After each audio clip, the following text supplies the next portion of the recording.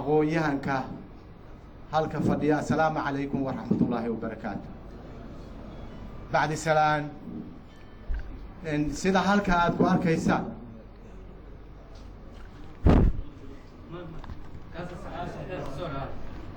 sida halka aad ka muuqata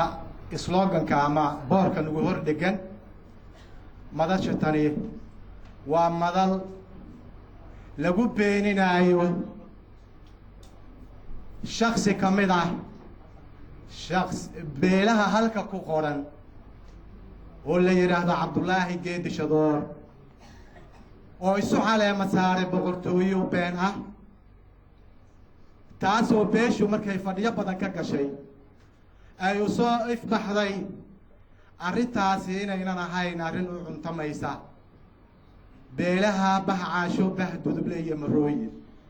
iyo beelaha kale Macallin Dhiblaawe iyo dhammaan Wacaysle iyo Muduloodba inaynan u cuntamayn. beelahaasi waxay ka tirsan yihiin beelaha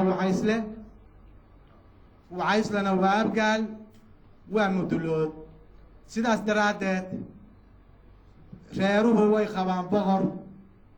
taariikh dheer ku leh bulsho weynta Mudulood iyo midda Soomaaliyeedba. haddaba sheegashadaas beenta ah ee lagu marin habaabinayo midnimada wada jirka beelaha Mudulood isla markaana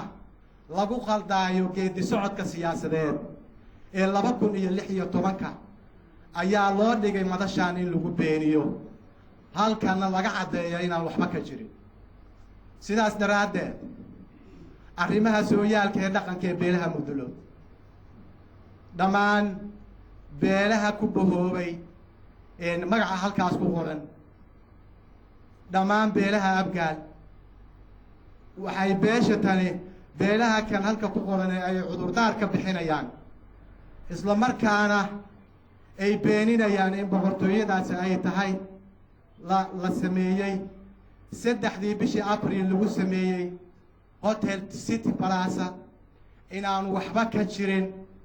beesha tanina ay beelaha kanina aysan diyaar u ahayn inay majara habaabiyaan geedi socodka 25 sano lagu soo jiro dhibka kaliya ah ee ummadda Soomaaliyeed ay hiigsanaysay 2016. waxay ahayd gogol siyaasadeed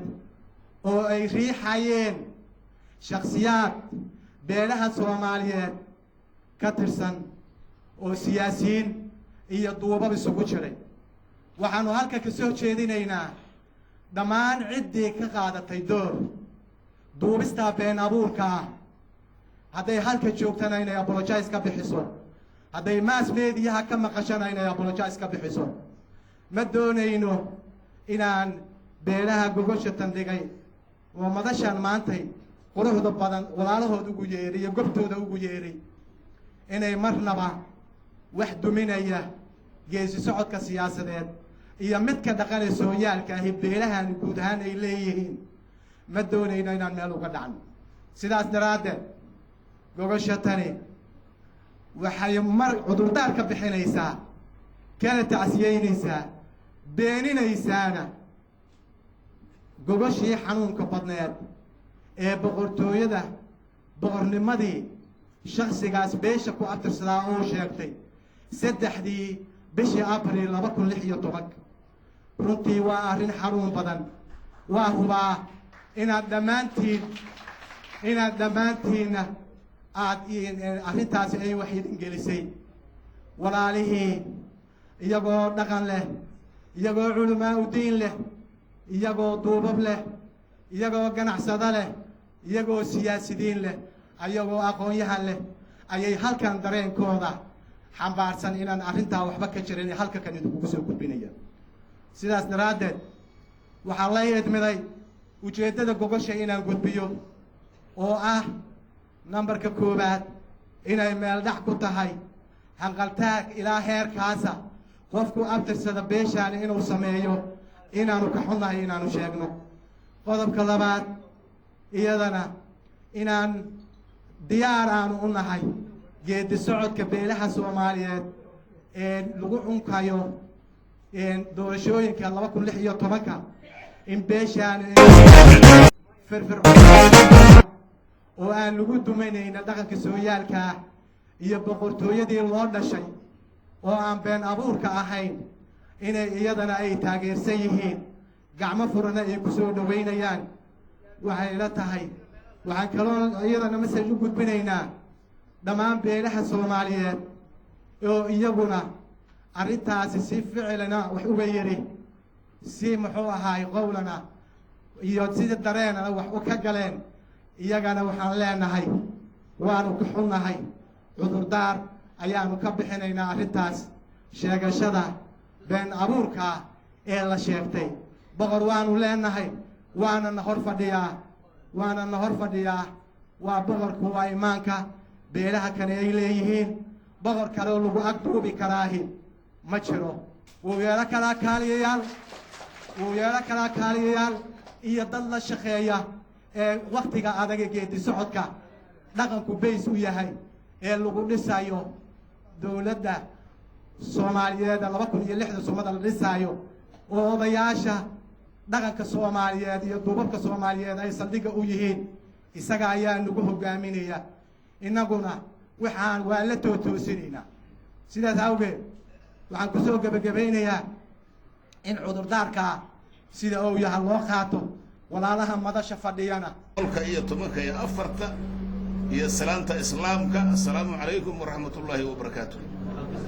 salaan kadib ujeeddada meeshaan loo yimiday booraa u dhegan waa wax loo wada jeedo sadar muuqda su'aal ka dhan waxaa waaye qof walba waxaa laga rabaa inay iyadu maradeeda caddaysato oy jirkeeda nadiifsato oy hoygeeda nadiifsato ayadaa laga rabaa haddii adigoo waxba aan ka ogayn oo wax ka jira aadan ogayn oo waxaad ka dirsata aadan ogayn inta magacaaga la tago meel inta la geysto masraxa la yidhaahdo qofkaasi waa noocaas haddaadan ahayn nooca lagu sheegay inaad beeniso adaa laga rabaa waxaan beeninayaa beesha bahduduble ayaa boqor ku duubatay city balas waxba kama jiraan wax ka jira ma jiraan beesha bahduduble waxaa waaye dhaqamada sooyaalka ahoo ama wacaysle ama abgaal ama mudullood ee xubin ka tahay wax ay hadda duubatay ama loo duubay amay tana ku lahadna ma jirto waxaan caddaynaynaa beesha bahduduble haddaan nahay in aanaan duuban kana mid ahayn nalakana been abuuray wasalaamu calaykum waraxmatullahi wabarakaatu horta waxaan leeyahay asalaamu calaykum waraxmatullahi wabarakaatu ogaasyada iyo akhyaarta kaloo dhaqanka iyo waxgaradka guud ee hadiru Soomaaliyeed ayagana waxaan leeyahay asalaamu calaykum waraxmatullahi wabarakaatu midda saddexaad waxaan leeyahay bahda saxaafadda dadku inuu ka tagaado qabtaa adiga sidoo kale la idin salaama saxaafaddu waxa waaye waa dadkii baahi lahaay waa dadkii ummadda wuxuu gudbin lahaay adiga gudbiyaan wadana leenahay sida hadalka loo yiraahdo wada waxa leeyahay waxay ku daraan waxay isku darin taas waxaan leeyahay waa xagga saxaafadda waxaan leeyahay odayaashii iyo akhyaartii iyo ganacsatadii iyo waxgaradkii soo qaban qaabiyay gogoshaan sharafta badan ayagana waa loo mahadcelinayaa maaday leeyihiin sharaf bay leeyihiin sababtu waxaa waaye haddii aad wax aragto meel lagu sheegi kara haddaadan keensan halla kuuma meel lagu sheegi karay keene waa mahadsantihiin aan leenahay guulna laydinla kulmiyo aniguna waxaan sheegaynaa war waa go'ay oo warmahaanuu ku qoran yahay akhyaartii ugu horrayshaa sheegtay waxaan rabnaa kow imaanka ayaa fadhiya sharafta leh halkan kow horta imaanow inaanaan anugu boqor duuban haddii ninku korkaaga agtaada imaan dowladda labaad waxaan leeyahay ugaasyo badan aan leenahay oo beesha budlood leedahay ayagana agtooda imaan kala ballama aysan warkaas taageerin sababtoo dhaqanaa loo soo diray dad bay metaloodooda iyo dhaqankooda aysan wax u dhimin waxaan u sheegaynaa dhuubabka dhaqanka ee beelaha loo yaqaan ee haddii kuga dir ama lagu xadgudbay ama hadda inuu xadgudbo rabo waxaan rabay hadigu ha israa'iil geliyaano waxa waaye hadday siday wax u noqdeen laakiin waxaan rabnaa inaysan ka qayb qaadan waxaan u sheegaynaa beelaha haddii kuu qadaro wacaysle oo sharafta leh oo walaalahayna dadku saddexda qofoodaa maahan ku kooban saddex beeloodaa ku koobane saddexda beelood xaaladdaas inaysan waxba ka ogeyn intaas ka bacdi waxaan rabaa imaanka warbixinta waa qabiyaa ogaasyaduna waa qabaan malaaqyaduna waa qabaan waxaan rabaa bulshada kale oo wacaysle inaysan ayadu naftigeedu aysan nagu qaldamin annaga wax ma duuban haddaan duubanaynana xalaal maalmo hirtaan keensayna laakiin maahan anku nooma taal hadda nooma taallo imaankow maqal ogaaskow maqal shariifkow maqal adduunkow maqal qof kasta ha ogaato baxa saxaafadda warkaa saas inuu gudubtaa laga rabaa oo isa halla gees ku leex intaas ka bacdi waxaan leeyahay dadku behaweynta soomaaliyeed waxaan u gudbinayaa haddii kuu qadaro beelaha mudulood oo sharafta leh oo imaankoodu fadho naftigooda inta maqan inta joogtaba idaacaddaana ku jira warku ma qarsoonoo doonee hadba bannaanka u aadi doonaan ayaga naftigoodana waxaan rabnaa inay naga raalli ahaadaan dhib aanu ka isugu aadna war aanu ka isugu aadna xaajo aanu ka isugu aadna wax walba aanu ka isugu aadna laakiin yaysa anugu qaldamin an naga leexdaano waxaan u sheegaynaa oo kaleeto maalin warar yeeraye beelaha kale oo hawiye beelaha bahweynta hawiye oo mudulood ka gudubsan hadday fadhaan iyo hadday maqan yihiinba waxaan rabaa haddii kuwa naftiga uusan ugu qaldan annaga tayna annagaa leh qaladkaana anigu ma taageersanin dhaqan waa leenahay weji waa leenahay bartkool waa leenahay nidaamna waa leenahay nidaamku bulshadu raacday dadku ha raacaano yaan la aadin jidadka qalloocan yaan la qaadin intaas waxaan u sheegaa bahweynta hawiyaan u sheegaa soomaali weyn waxaan leeyahay ayada naftigeedu saas loola qaadato yaysan ugu xeed gudbin anigu malaaqyo uma duubno ogaasyo uma duubno boqorro uma duubno taladaynu waa noo gaar walaxaan imaanka ka soo gudbin anuka naga gudbi maayaan waxa kaleetana haddii aashu ku aadin waayo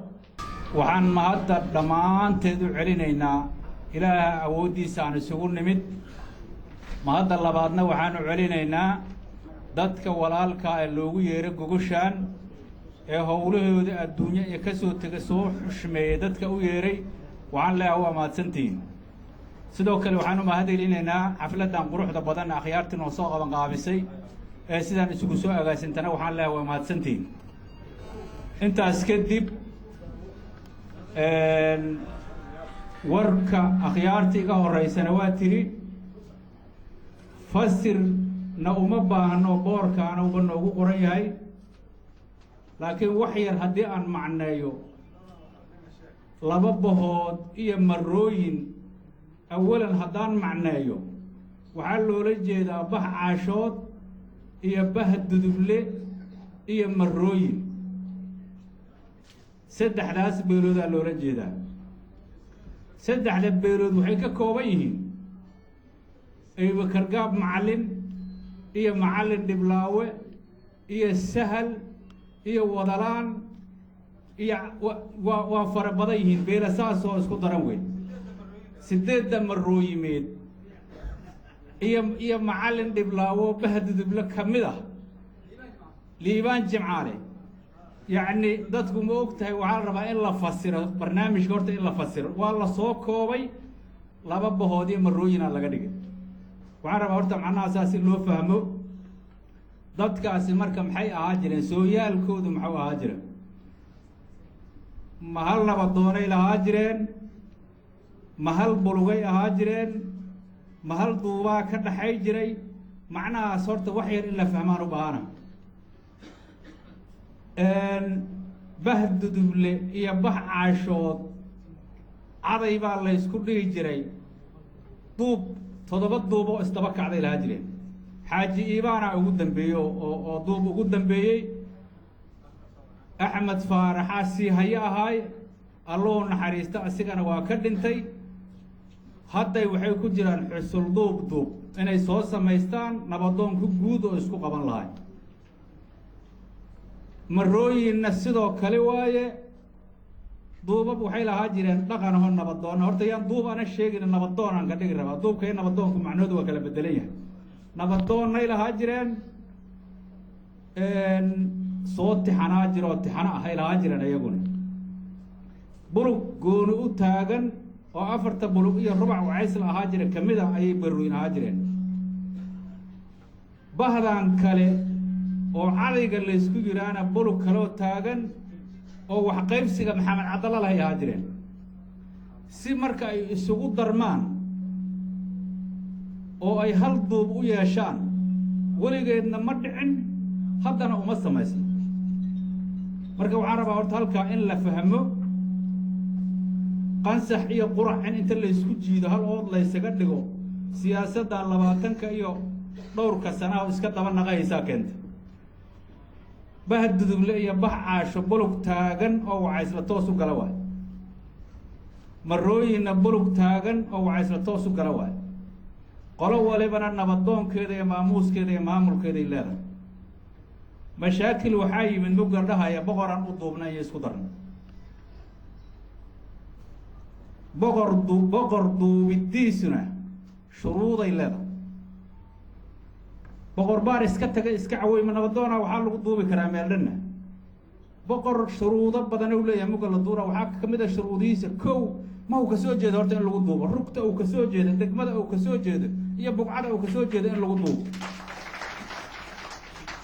nabadoon baar laguma duubo boqor baab laguma duubo iyo meel dhannaho waaba waa sharaf dil boqorrada ku dhacday wey waxaan leenaha marka raalli ahaada waxaa la yidhi nabadoon ma ogtaa dadkiisu waxau sameeyo asiga unbaa u nabadoon hol raba haddana inuu ka garaaco maadaama ay naga soo jeedo duqa waxaan sameeyeyo haddana annagaa u nabadoon oo ka garaabayna ahalka waxaan leenaha raalli ahaada boqorrada oobalajeesaanu soo jeedinaynaa boqor waa magac weyn waa magac haddii alla kuuroonya arkaan iyo shuruuda leh haddii la qabanayo in iyo la raqiisiyo laga dhigo dhallinyaro la soo gurbiyo dhadhadla iyo dadaan ahalba u ahayna waxay metelaan la arag in iyo baar la isugu keeno ay yidhaahiin boqoraan duubaynaa magaca boqor sharaf darre u soo hooyata waaya boqorrada soomaaliyeed iyo kuwa mudulloodna annagaa uga garaabayna ha ka raalli ahaadaan intaa kadib ku noqon maayo inaanaan duubina doonin sidii wax loo duubi lahayna uusan ku qotomin akhyaarti iga horraysaa sheegtay oo ku noqon maayo waxaan rabaa oo kaliya dadka soomaaliyeed ee warkaas dhigahooda uu ku dhacay inuu halkaana uga daba dhaco inaan waxba ka jirin wuxuu yidhi wax akhyaar loo sheega ma lehe haddii gabaraad tiri haddii anigu aan dhuusi lahay dhuguga dhammaan ma jeexi lahay tiri buruq wax dhana ma siiya haddii wacaysle boqor uu duubayo manaasibadda uu ku yimaado waa la yaqaan sifada uu ka dhashayaa la rabaa kow inay isfahamto oy boqor soo bixiso sifooyinka ku xigaa wacayslaa la rabaa inay ka gaddo boqorrada lagu abtirsadoo mudulloodaa la rabaa xabad xabad in looga gado dhaqanka mudulloodaa la rabaa guryaha in iyo loogu tago in laga gado bugcadow ku dhashay oo calaamaysanaa la rabaa in lagu duubo shuruuddaasa uu leeyahay haddii wacaysle boqorka soo baxayo oo uu duubayana shuruuddaasow soo maraa asaa inta keentay iyo inta loo keenaba idoo ku qanacsan ayaa la duubaa maahine inta hoteel la tago ilmo dhadhanayo gabdha loo yeedho boqoraa la duubay war wacayslana maahan war laga sugaayana maahan dadka walaalkaa dhegihiisa oo ku dhacna war qabta maahine raalligelinaan mar labaad iyo mar saddexaad ka soo jeedinaynaa waxaan rabnaa sidoo kale dadka waayahan waxbaa la barta aan wanaagsanayn ninka mas-uulkaa hadduu xildhibaan yahay oo xaflad ka qaybgelayo xafladda beesha dhigay xildhibaankeeda inuu invitationka ka helaa loo baahan yahay hadduu nabadoon yahay ee uu xaflad ka qayb gelayo xafladda beesha dhigaysa nabadoonkeeda inuu invitationka ka helaa loo baahan yahay hadduu siyaasi yahay siyaasi ka qayb gelayana inuu siyaasiga ka helaa loo baahan yahay hadda haddii dadka inta laysaga yeeray iyo kuwa mas-uuliyana maha tegayaan iska khudbay hayaan mashaakilaa ka dhacay sidoo kale dadka nagu xadgudbay oon intaas iyo koon soo marin ka qayb gala xafladdaas inay obolojes ka bixiyaan aan ka rabno waddadooda ma marin dhigooda lama kulmin mana ahan adoon dhigaaga la kulmin in xafladda ka qayb gasho hadday ka qaldantay amba lagu qalday abolojesaan ka sugaynaa inay ka bixiyaan ma rabo hadalka inaan badiyo akhyaartii iga horreysaa dhammaysay nuxurka iyo maxalu shaahidku wuxuu isugu tegayaa waxa meeshaas ka dhacay bah caasho iyo bah duduble iyo marooyin akhyaartoodii dhaqanka iyo siyaasadoodii iyo gabdhahoodii iyo wiilashoodii iyo aqoon-yahankoodii fadhigaan ay ku kulansan yihiin dadka wax laga weydiin jiray wax xasaas u yaalna ummadday ka raaligelinayaan inaan lagu kahdoomina waa idiin sheegayaan assalaamu calaykum waraxmatullahi wabarakaatu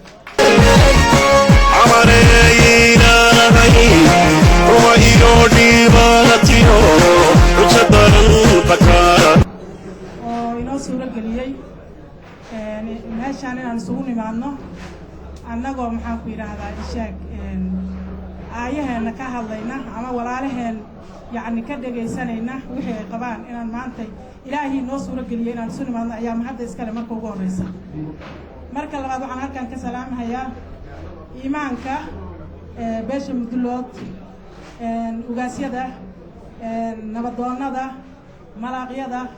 islaawyada cid walba mansabka ay ku fadhido oo halkan joogta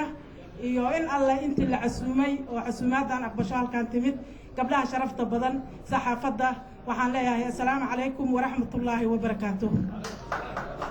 salaanka bacdi anigoo ku hadlaaya gabdhaha beesha wacaysle magacooda anigoo ku hadlaaya marka ugu horreysa annagu haddaan gabdhaha nahay soomaaliyeed ama gabdhihii wacaysle nahay ama gabdhihii mudulood nahay cid walboo nahay gabarba haddaan nahay horta midnimada ummaddaan jecelnahay waxaan jecelnahay soomaali oo midaysan hawi oo midaysan hiraab oo midaysan mudulood oo midaysan abgaal oo midaysan wacaysle oo midaysan aan jecelnahay midnimada ayaan jecelnahay aad bay noo dhibaysaa haddaan aragno yacni ma ihi iyo waa tahay iyo kanay tahay aad bay noo dhibaysaa markaan runta u hadalno markaan u dhigo dhanka kale boor baa halkan lagu soo hardhay waan ku qasbannahay inaan ciddiin maxay ahayto ishaama waa waajib gogashaan noogu yeertay boorkaa halkaa ku soo hardhatay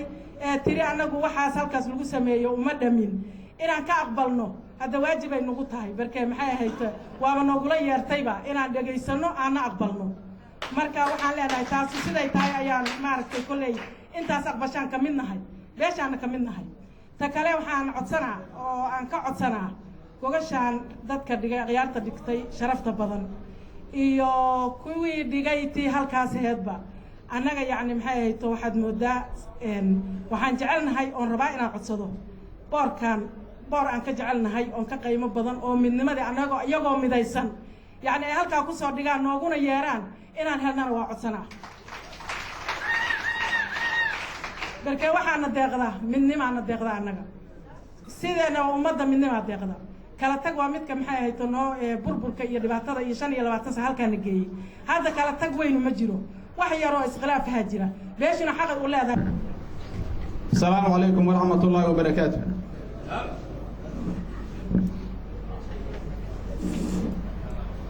بعد سلام أولا مهضة الله إسكال على سوكو بكرين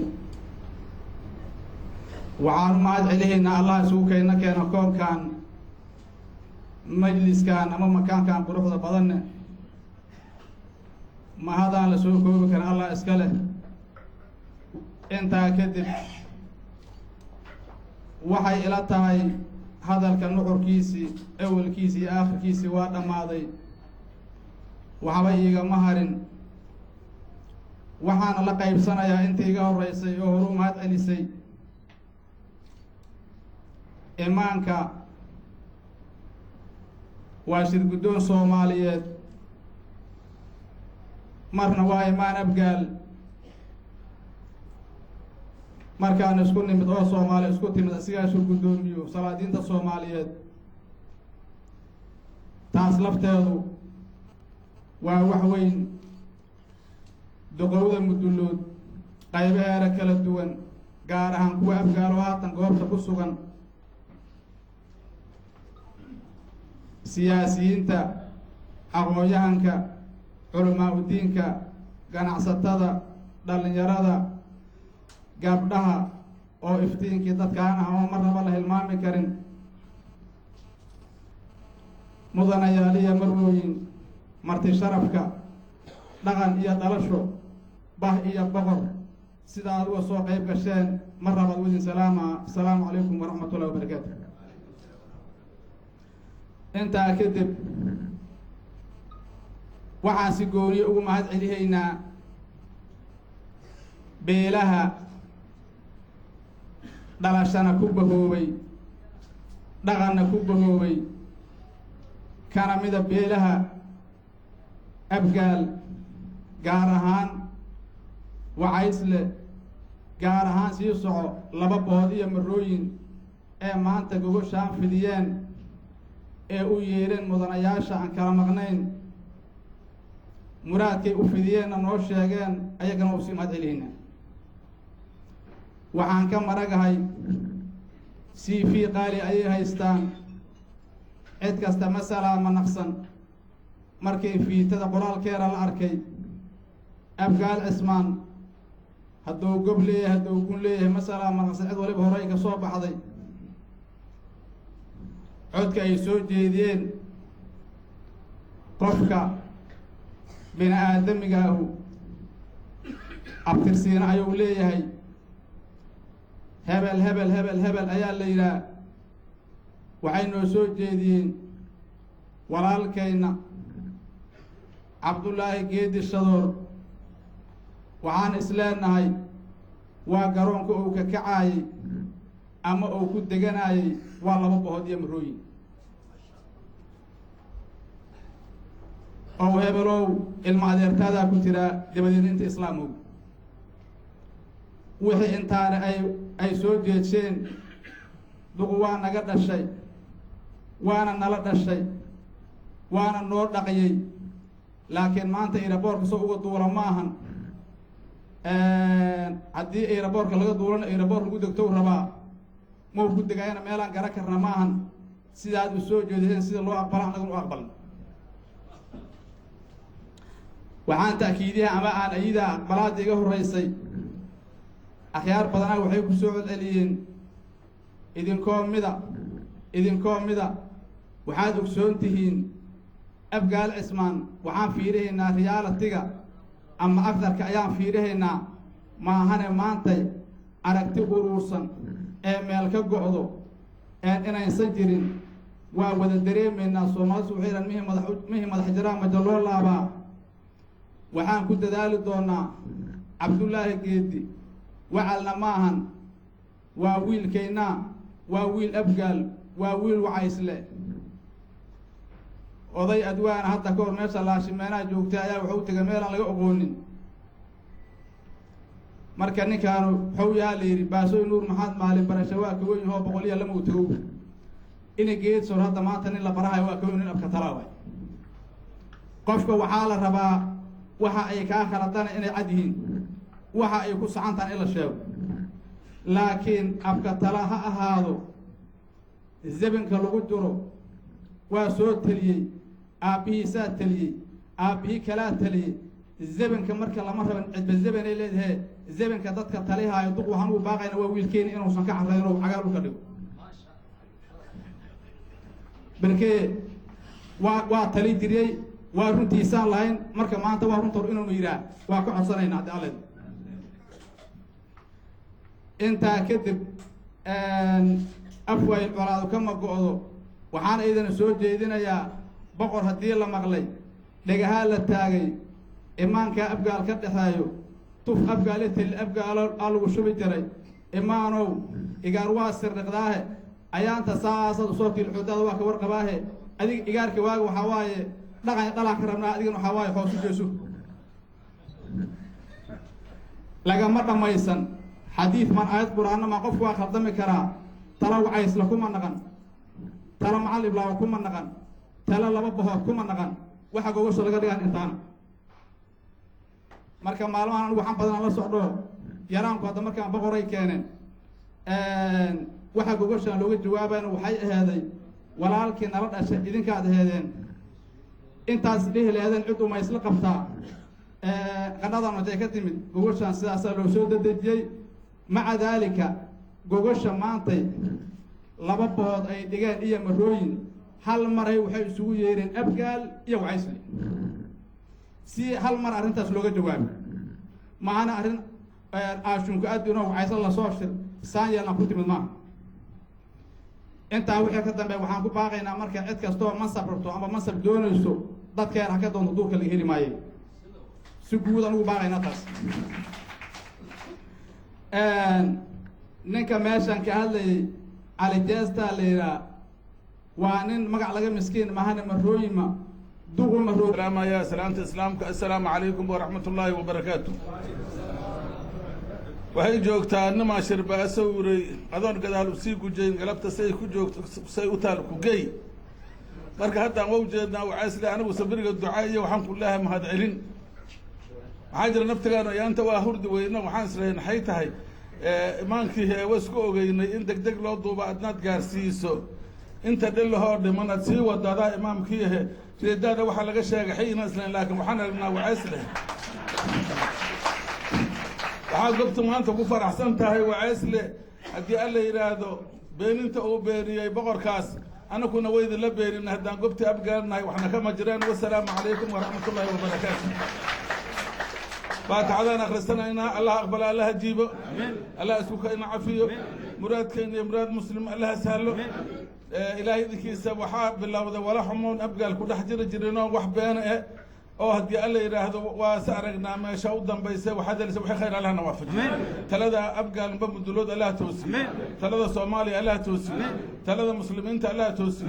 anankuna waa duceyne ilaahay addoon duceeyo oo ducadiisa la aqbalo allaha naga dhigo wacayslow muraadkiina allaha sahlo guud ahaan muraadkiina allaha sahlo توفيق عام الله يديك انت اسكو توفيقنا وحي تلدود تاي الله توسي اللهم صل على محمد وعلى اله محمد وسلم بارك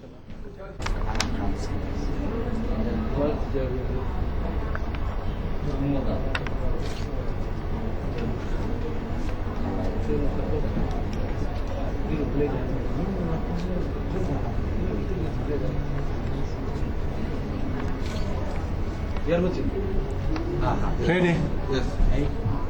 بسم الله الرحمن الرحيم maanta oo taariikhdu tahay 11kii bisha afraad kulankii ka dhacay hotel Nasahablo 2 ay ka dhacday munaasabad lagu beeninayo boqornimada oo sheegtay Cabdullaahi Geedi Shadoor gogashana ay dhigeen labada bahood ama bahduduble iyo bax caasho iyo marooyin ayaanu halkan waxa ka soo jeedinayaa war murtiyeed ka soo baxay kulanka ballaaran oo ay ka qayb galeen dhammaan beelaha mudulood iyo boqoradooda ay ka qayb galeen iyo odayaashooda dhaqanka iyo ganacsatada iyo aqoonyahanka iyo haweenka iyo dhalinyaraduba ay ka qayb galeen ujeedo beenin sheegasho boqornimo labada bahood iyo marooyin annagoo ah dhammaan qaybaha kala duwan ee bulshada ku abtirsata bax caasho bahduduble iyo marooyin kana mida beelaha wacaysle waxaan halkan idinku soo gudbinaynaa ummadda Soomaaliyeed iyo dawladda Soomaaliyaba war murtiyeedka soo socda qodobada wad murtiyeedka kow waxaanu si cad u beeninaynaa sheegashada boqornimo ee uu sheegtay Cabdullaahi Geedi Shadoor laguna qabtay Hotel City Palace magaalada Muqdisho taariikhdu markay ahayd 3 bisha Abriil. qodobka labaad waxaan dawladda Soomaaliyeed iyo ummadda Soomaaliyeed u sheegaynaa in ujeedada sheegashada boqortinimadaas ay tahay carqaladaynta geedi socodka siyaasadeed ee Soomaaliya ee 2016. qodobka saddexaad waxaan u cadaynaynaa in dhaqanka labada beelood iyo marooyin oo u heelan yihiin qaran dhisidda iyo nabadaynta beelaha Soomaaliyeed. qodobka afaraad waxaan u cadaynaynaa ummadda Soomaaliyeed in loo alooleeyay sheegashada boqornimada in lagu dumiyo dhaqanka soo jireenka ee beesha Mudullood. qodobka shanaad waxaan aad uga xunnahay siyaasiyiinta lagu qalday sheegashada boqortooynimada beenta ah, waxaana ka codsanaynaa inay ka bixiyaan cudurdaar hadalkooda. qodobka lixaad waxaa warmurtiyeedkan ku dhan dhammaan beelaha labada bahood iyo maroori sida xildhibaanada beesha ee heer qaran, sida xildhibaanada beesha heer dowlad goboleed, nabadoonnada beesha, culimaadudiinka beesha, ganacsatada beesha, aqoon-yahanka beesha iyo haweenka beesha iyo culimaadudiinka. runtii war-saxaafadeedka laga soo saaray madasha maanta halka lagu qabtay qodobada ugu muhiimsani waa intaas. aad iyo aad ayaadna u mahadsantihiin.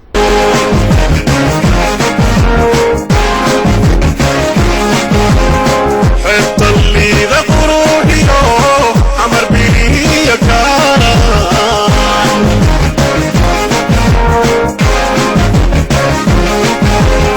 حرت الشيخ ويليو ورد النبات اللوني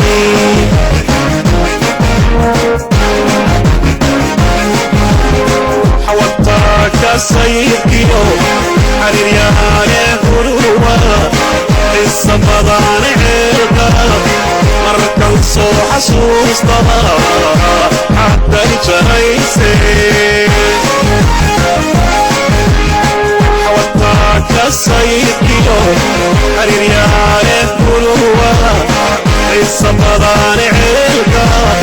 مركن صو حسوس طبا حتى الجريسي